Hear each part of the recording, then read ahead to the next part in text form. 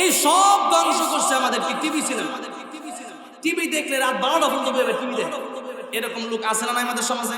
না টাঙ্গাইল তো মনে হয় টিভি সিডি নাই, টাঙ্গাইল টিভি সিডি আছে?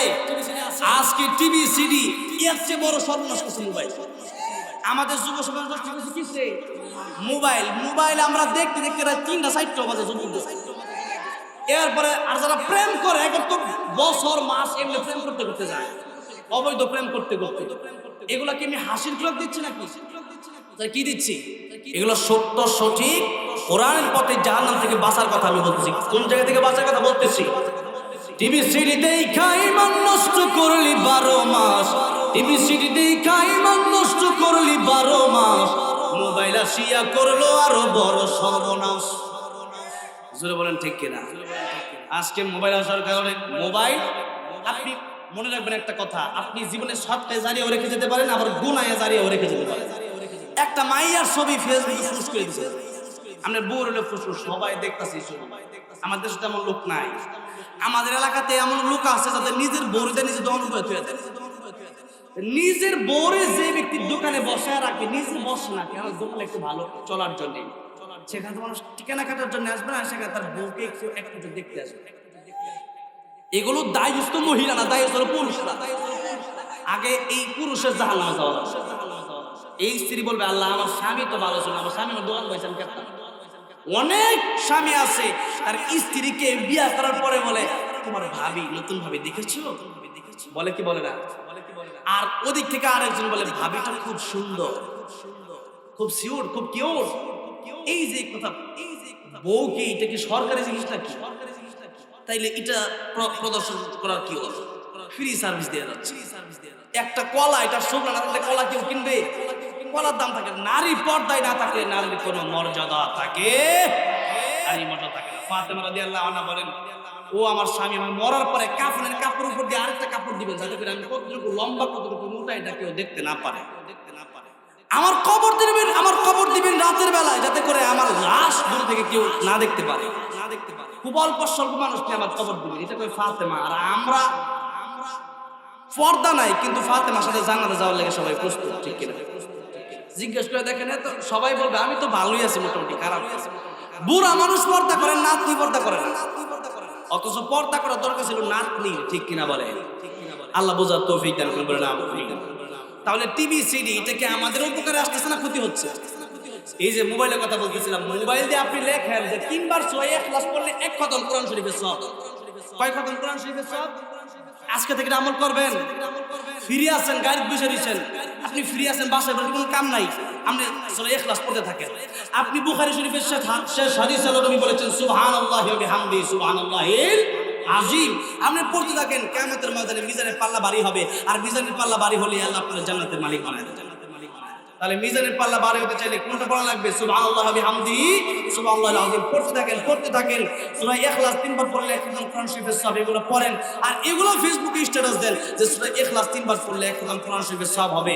এই 3টা কাজ করলে ভালো, এই 3টা কাজ করলে মানুষকে খোটা দিলে আল্লাহ কিয়ামতের ময়দানে তাকাবে না, পিতামাতার সাথে বেয়াদবি করলে আল্লাহ কিয়ামতের ময়দানে তাকাবে না, এরপরে মদ খেলে, গাঁজা খেলে, সিগারেট খেলে, নেশা করলে আল্লাহ কিয়ামতের ময়দানে তাকাবে না। আপনি এগুলো বই দিতে পারেন না, আপনি মমতাজ আসিফ গান গাও এটা শেয়ার মেরে দিয়েছেন। তাহলে সেগুলো বন্ধ করার প্রয়োজন আছে না নাই? টিভি সিডি দেখাই মান নষ্ট করলি 12 মাস, মোবাইল আসিয়া করলো আরো বড় সর্বনাশ। যাত্রা খানায় মেয়ের নাচন দেখতে গিয়ে রাতে, সেই মেয়েটি নাচে এখন সবার হাতে হাতে। এসব দেখে যাই যে মরে, এসব দেখে যাই যে মরে, হয়ে যায় আমি হতাশ। মোবাইল আসিয়া করলো আরো বড় সর্বনাশ। কথা ঠিক না ঠিক? এই জন্য মোবাইল আছে, মোবাইল দিয়ে শেয়ার করবেন কি কোরআন হাদিস নাকি গান বাজনা? কোরআন হাদিস। আল্লাহ বোঝার তৌফিক দান করেন, বলেন আমিন। এবার আসেন আল্লাহ ডাক দিয়ে বলি, ইমানদার তোমরা নিজেরা জাহান্নামের আগুন থেকে বাঁচো, পরিবারকে জাহান্নামের আগুন থেকে বাঁচাবে। আপনারা আমার কষ্ট করতে পারেন হুজুর, আল্লাহ ইমানদারকে জাহান্নামের আগুন থেকে বাঁচলো। আপনারা বললেন ইমান হইলে জান্নাতে যাওয়া যাবে, নবী বলেছেন। তাহলে ইমান হইলে যদি জান্নাতে যাওয়া যায়, আল্লাহ ইমানদারকে জাহান্নাম থেকে বাঁচার জন্য বললেন কেন? কিয়ামতের কঠিন ময়দানে দল হবে দুইটা। কয়টা হবে? ফারিকুন ফিল জান্নাতি ওয়া ফারিকুন ফিস সাঈর। একটা হবে জান্নাতি দল, একটা হবে জাহান্নামের দল। এই জান্নাতি আর জাহান্নামী হবে। এখন যদি কেউ জাহান্নাম থেকে বেঁচে যায় সেই তো জান্নাতে যাবে। এখন আল্লাহর পয়গম্বর বলেছেন ঈমান যদি তোমার বিন্দু পরিমাণ যারা পরিমাণ ঈমান থাকে আল্লাহ তোমার জান্নাত দিয়ে দিবেন। তাহলে আল্লাহ আবার ঈমানদারকে জাহান্নাম থেকে বাঁচার জন্য বলেন অর্থটা কি?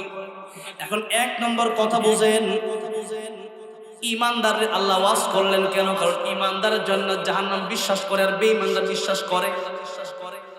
বেঈমানরা বিশ্বাস করে না। এখন মনে করেন কোন কুত্তারে যদি আপনাকে আওয়াজ করেন, ওই কুত্তা তুই শুন, ওই বিড়াল তুই শুন, মনে করেন বিড়াল আওয়াজ করতেছেন, ওই বিড়াল আমার ঘরের ভিতরে ইলিশ মাছ বাইজা রাখছি, এটা কিন্তু তুই খাবি না। বিলাই কি তোর ওয়াজ আমার ঠ্যাঙ্গেও লাগে না, যখন ঠিক কিনা? তোর ওয়াজ তুই রাখ, আমি বাজা মাছ খেয়াল হয়ে ঠিক কিনা বলেন? এখন বিড়াল রে কুকুর রে আওয়াজ করলে কুকুর বিড়াল বোঝে না। আল্লাহ বলেন উলাইকা কাল আনামি বাল হুম আদাল। এই কাফের যারা আল্লাহরে মানে না এরা কুকুর বিড়ালের চাইতে আরো নিকৃষ্ট। এখন মনে করেন একটা গরুর কথা মনে করেন, ধরে গরু যে মানুষের ক্ষেতে লাল ক্ষেত খায়, এটা কি গরু বুঝা খায় না বুঝা খায়? না বুঝা খায়। আর মানুষ যে চুরি করে এটা বুঝা না বুঝা? মানুষ বুঝা চুরি করে, গরু বুঝা খায় না বুঝা। গরু বুঝে না, গরুর তো জ্ঞান নাই, বিবেক নাই গরু। আর আপনার আমার বিবেক আছে, আপনি জানেন যে আমার এটা করলে জান্নাতে যাওয়া যাবে। আর এই চুরি করলে, এই ডাকাতি করলে, এই বদমাইশি করলে, এই মদ পান করলে, এই সিগারেট খেলে জান্নাতে যাওয়া লাগবে। তারপরেও আপনারা বুঝার পরেও আপনারা আল্লাহর আদেশ অমান্য করেন। তাহলে কুকুর ছাগল গরু এরা না বুঝে মানুষের ক্ষেত খায়। আর আপনারা বুঝার পরেও যে আরেকজনের জমি মারলে জাহান্নামে যাওয়া লাগবে, বুঝার পর আরেকজনের জমি আমরা নিয়ে নিই, ঠিক আছে? তাহলে কুকুর গরু ছাগল আর মানুষ কি এক হলো বলেন? কোরআন শরীফের আল্লাহ রাব্বুল আলামিন বলেন ওয়ালা ক্বাদ কাররামনা বানি আদম, আমি আল্লাহ বনি আদমকে সবচেয়ে মর্যাদা শ্রেষ্ঠত্ব দিলাম, এমনকি ফেরেশতার চেয়ে বেশি। বলেন সুবহানাল্লাহ। ফেরেশতার চেয়েও বেশি। কিন্তু এখন আল্লাহ বলেন এই শ্রেষ্ঠকে ধরে রাখতে যদি না পারো, যদি আমার গোলামি না করো, আমার হুকুম যদি না মানো, তোমার মন চাই জিন্দেগি যদি মানো, তাহলে তুমি কুকুরের চেয়ে খারাপ হইলে। এখন কাফের বেঈমান যারা বলেন তো এরা কি জান্নাত জাহান্নাম বিশ্বাস করে? মনে করেন হিন্দুরা মনে করে আমার বাপ মিলে গেছে, আমার বাপরে পুইরা সারখার বানা দিলাম, বাপ শেষ। কিন্তু না, আপনি যে পুইরা সারখার বানায় দিচ্ছেন এই লাশ তো মূল না। ভিতরে রূহ না থাকলে এই দেহের কোনো দাম। ভিতরে রূহটা হইল আসল, ভিতরে রূহটা কি আসল, আর দেহটা নকল। এই দেহ দেহ চলতেছে, আসল হলো নফস, আসল হচ্ছে রূহ, কলবে সালিম। এই জন্য হিন্দু খ্রিস্টান বৌদ্ধরা বুঝে না, এদেরকে এত জান্নাত জাহান্নাম বিশ্বাসী করে না, এদেরকে জান্নাত জাহান্নামের ওয়াজ করে কোনো লাভ আছে? এই জন্য আল্লাহ বলেন ঈমানদার যারা আছো, ঈমানদার বিশ্বাস করে আল্লাহ এক, ঈমানদার বিশ্বাস করে আমানতু বিল্লাহি ওয়া মালাইকাতিহি ওয়া কুতুবিহি ওয়া রাসূলিহি ওয়াল ইয়াউমিল আখিরি ওয়াল কদরি খায়রিহি ওয়া শাররিহি মিনাল্লাহি তাআলা ওয়াল বা'দি বাদাল মাউত। ঈমানদার বিশ্বাস করে আল্লাহ আছে, ঈমানদার বিশ্বাস করে আমার নবী শেষ নবী, ঈমানদার বিশ্বাস করে ফেরেশতা আছে আল্লাহর, ঈমানদার বিশ্বাস করে আল্লাহর নাযিলকৃত কিতাব সত্য, কোরআন সত্য। ঈমানদার যারা তারা বিশ্বাস করে জান্নাত সত্য, জাহান্নাম সত্য, ওয়াল আখিরাতে তারা বিশ্বাস করে, ওয়াল বা'দি বাদাল মাউত, মউতের পরে আবার তাদের উঠা লাগবে না তারা বিশ্বাস করে। কথা বলেন ঠিক কিনা? এই মৃত্যুর পরে উঠা লাগবে হিন্দুরা বিশ্বাস করে না।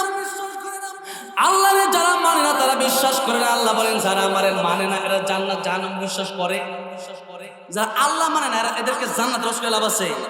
আগে তাদেরকে ওয়াজ করতে হবে তোমরা ঈমান আনো, আল্লাহরে মানো, ঠিক কিনা? যে আল্লাহ তোমার নাপাক পানি থেকে হিরো বানাইলেন সেই ওয়াজ আগে করতে হবে। আর হিন্দু তারা তো বা আল্লাহকে যারা বিশ্বাস করে না, জান্নাত জাহান্নাম বিশ্বাস করে না, এদেরকে যদি বলি জান্নাত থেকে জাহান্নাম থেকে তোমরা বেঁচে জান্নাতে যাও, এরা বলবে জান্নাত কি, এরা বলবে জাহান্নাম কি, জাহান্নামে যুদ্ধ হবে, এটা আবার কি, জান্নাতে সুখ আছে, এটা আবার কি, এটা তারা বিশ্বাস করে না। এই জন্য আল্লাহ রাব্বুল আলামিন বললেন হে ঈমানদারেরা তোমরা জাহান্নাম থেকে বাঁচো, কারণ ঈমানদার যারা তারা জাহান্নাম বিশ্বাস করে কি করে না। বিপদ তিন জায়গায়, বিপদ কয় জায়গায়? প্রথম বিপদের নাম হলো মরণ, প্রথম বিপদের নাম কি? মরণ। দ্বিতীয় বিপদের নাম হলো কবর, দ্বিতীয় বিপদের নাম কি? তৃতীয় বিপদের নাম হলো আখিরাত হাসর। এই তিন জায়গা ছাড়া দুনিয়ার কোনো বিপদ নেই। এই যা বিপদ আসে এগুলো কোনো বিপদই না। এই জন্য তিন জায়গায় হলো মূল বিপদ। এই তিন জায়গায় আপনি যদি বেঁচে যান, আপনার জীবনে আর কোনো চিন্তা।